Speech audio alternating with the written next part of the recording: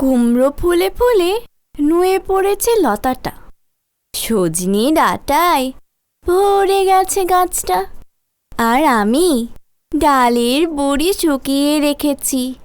খোকা, তুই কবে আসবি, কবে ছুটি? চিঠিটা তার পকেটে ছিল, ছেঁড়া আর রক্তে ভেজা।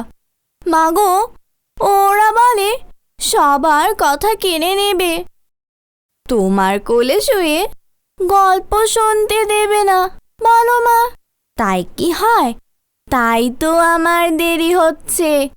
তোমার জন্যে কথার ঝুড়ি নিয়ে তবেই না আমি বাড়ি ফিরব। লক্ষ্মী মা, রাগ করো না, মাত্র তো আর কটা দিন। পাগল ছেলে। মা পড়ে আর হাসে। তোর উপরে রাগ করতে পারি? নারকেলের চিড়ে কোটে ওরকি ধানের মুড়কি ভাজে, এটা সেটা আরও কত কি। তার খোকা যে বাড়ি ফিরবে, ক্লান্ত খোকা। কুমড়ো ফুল শুকিয়ে গেছে, ঝরে পড়েছে ডাঁটা, পুঁই লতাটার নেতানো। খোকা এলি? ঝাপসা চোখে মা তাকায় উঠানে উঠানে, যেখানে খোকার সব শকুনিরা ব্যবচ্ছেদ করে।